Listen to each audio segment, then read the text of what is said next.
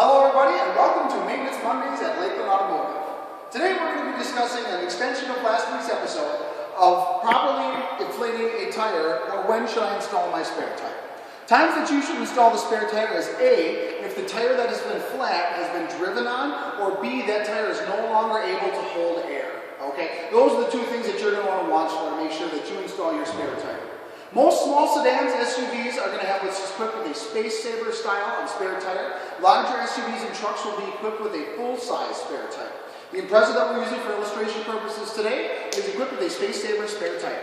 You're going to want to open up the trunk of the vehicle, and you're going to want to look underneath the carpeted cardboard mat that is the bottom of the trunk of the vehicle itself.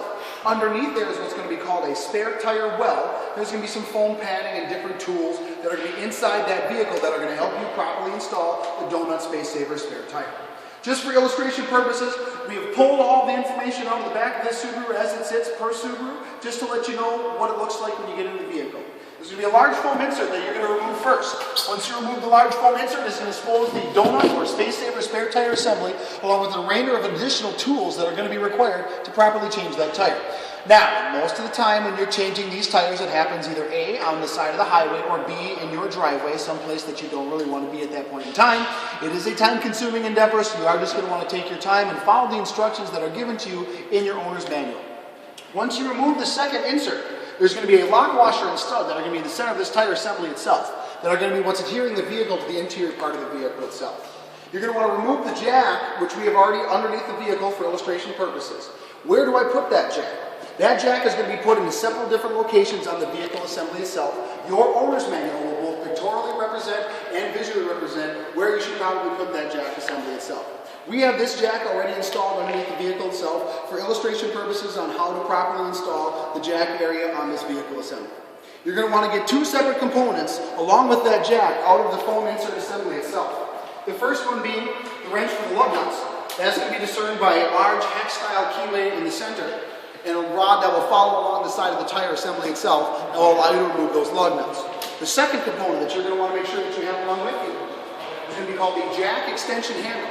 The jack extension handle is what's going to allow you to move, both raise and lower that jack underneath the vehicle to properly make the tire in the air to remove it from the back of the vehicle.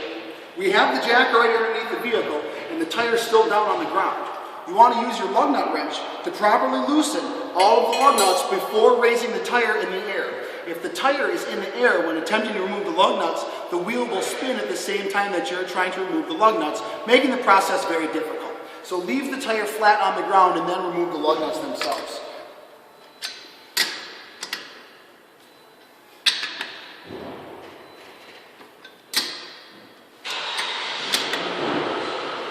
Okay. Once we have the lug nuts broken loose but not removed, that's when we're going to then raise the vehicle up off the ground to get this flat tire above the pavement.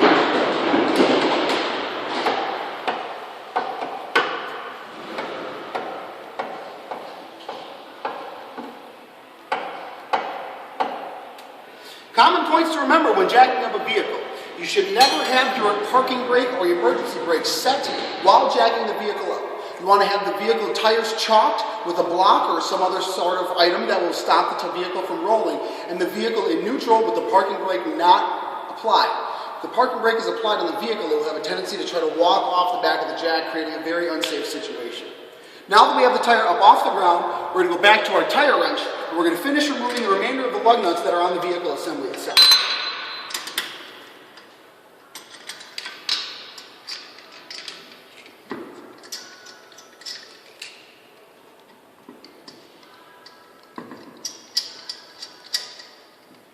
Keep your lug nuts handy, because if you lose one of those, it's not a good thing.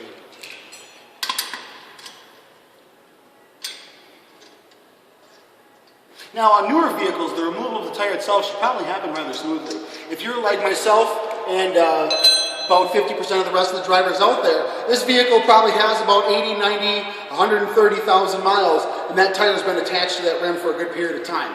You may have to use a little bit of force when removing the tire itself.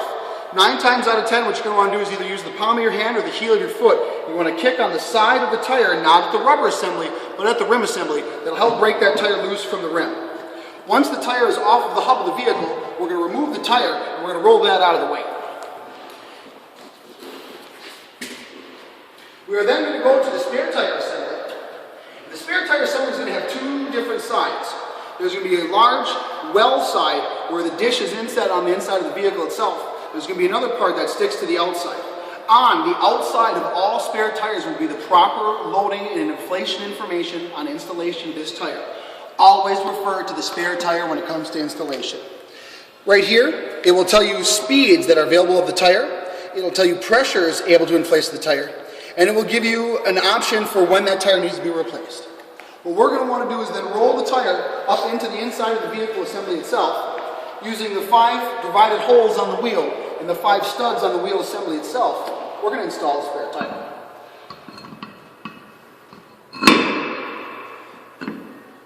Now with the spare tire installed and holding the wheel with one spot, you're going to want to install one of the lug nuts back onto the vehicle assembly itself. Thread that down as far as possible, because that will make the remainder of the lug nuts easy to install.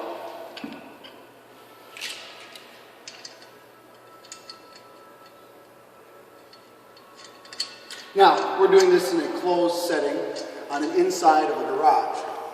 Most of the time this is happening, like I said earlier, either A, in your driveway, you're already late for work, or B, you're on the side of the road and you're dodging Winnebagos. So just be cautious when you're doing this installation. Always make sure to look behind you and in front of you multiple times to make sure that there's no cars coming either way, or that there's nothing else that's going to incur on your safety when you're on the side of the road.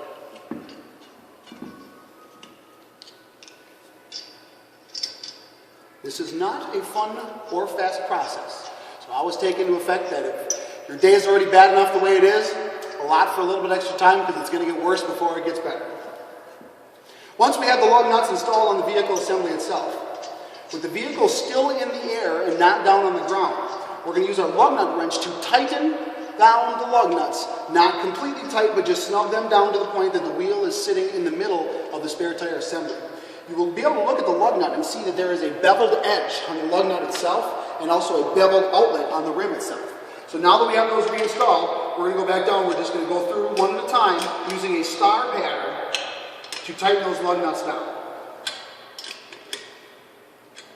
As you tighten down the remaining lug nuts, the lug nuts that you have already tightened will start to loosen due to the fact that the tire is now seated more properly onto the hub assembly itself.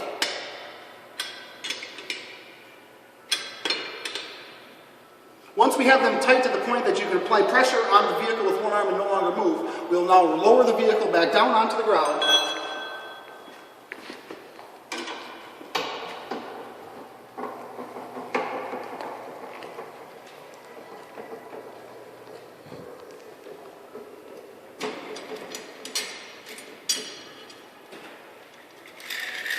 Once the vehicle is lowered back down onto the ground assembly itself, you're pretty much complete with the installation of the spare tire assembly. The only part that's left is to reassemble all the components with the foam inserts and the different tools that are provided and get your vehicle safely to your Lakeland Automotive Service Center. This has been Alex Keller with Maintenance Mondays. Have a good week.